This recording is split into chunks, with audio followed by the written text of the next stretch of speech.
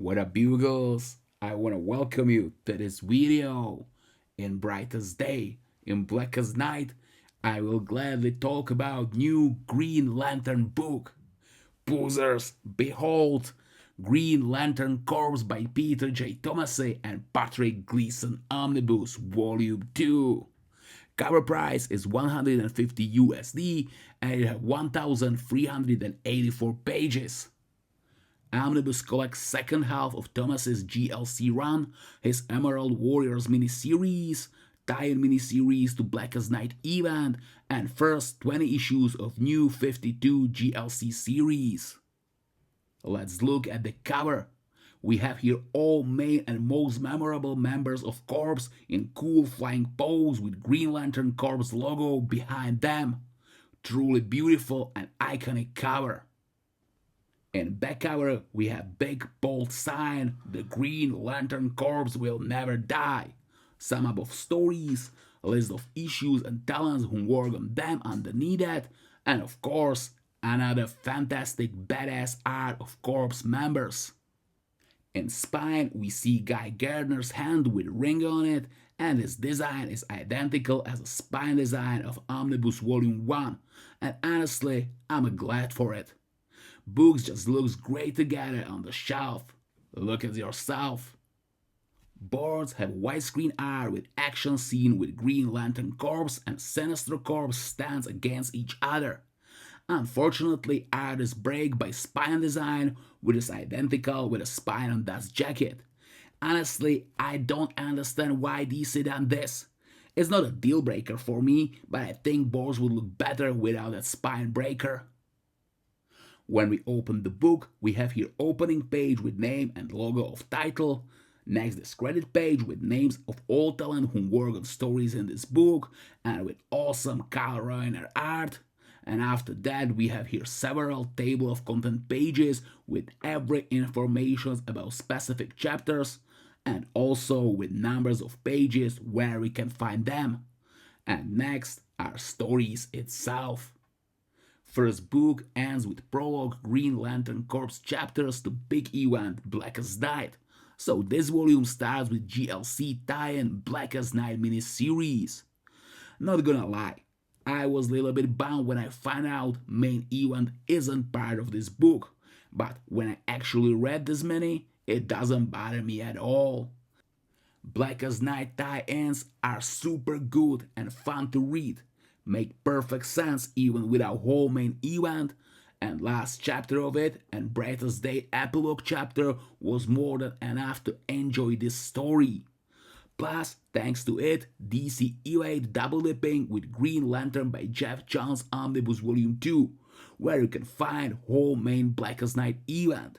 Oh, and I can't forget, here we see Guy Gardner first time as Red Lantern, and vomiting napalm is freaking cool.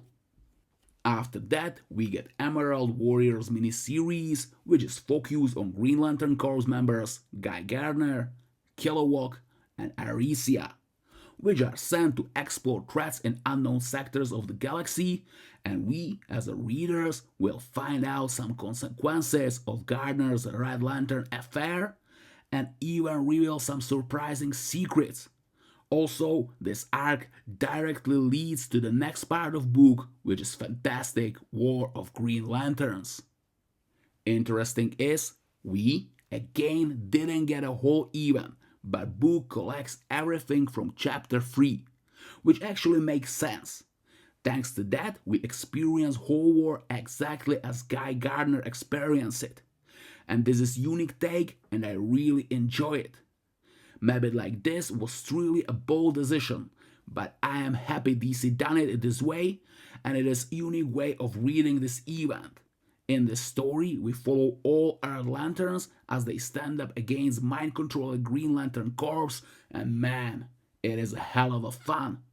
I don't gonna spoil you anything, but trust me, you wanna read this. After the war and its surprisingly consequences, we get a few one-shot stories with Guy Gardner as a main character. Tomasi and his GLC run take fantastic care of Gardner's character, and as was said already in a closer look video for the first book, He done for Gardner exactly what Jones done for Jordan in his run. Refresh him and make him super relevant. At this moment, we get to a new 52 section of book. Funny thing, Green Lantern series was actually only once which wasn't affected by Flashpoint and reboot of DC Comics continuity. That means story continues and show must go on. Guy Gardner and Jon Stewart lead Corps now, and they are ready for new threats to the universe. But nobody expects that one will come directly from Corps. Alpha Lanterns, which are something like internal affair for GLC, comes to spotlight and arrests John as he is main suspect for murder of fellow Lantern. And this will shake things in whole Corps. As the last story, we get an amazing Wrath of First Lantern event.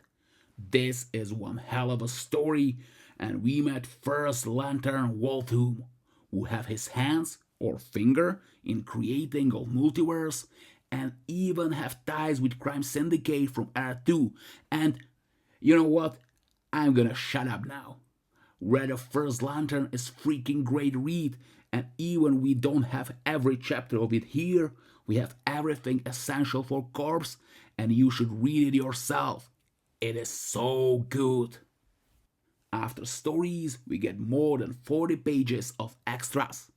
In case of this book, bonus material section is focused most on art.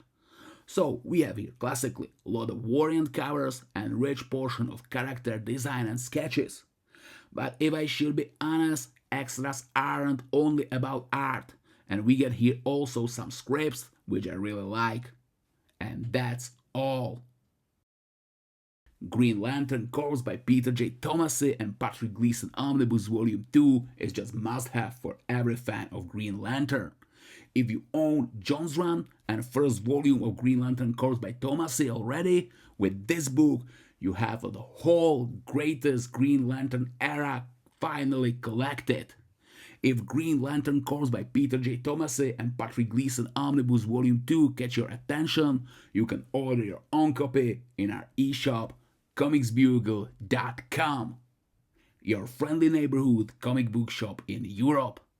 Accept the great catalog of collected, deluxe, and absolute editions, epic collections, and omnibuses. We guarantee you eco-friendly Hulkproof packaging, free shipping in whole EU, an option to pre-order your comic book now and pay for it later. You can also split full price to 4 separate payments because we know how expensive these books can be. So check it out, comicsbugle.com. You can find direct links below this video. And that's all. Thank you so much for watching. Don't forget to smash that like and subscribe button so you don't miss out any further videos. In our comment section, let us know what other books or topics would you like to see in our videos. And see ya, Bugles!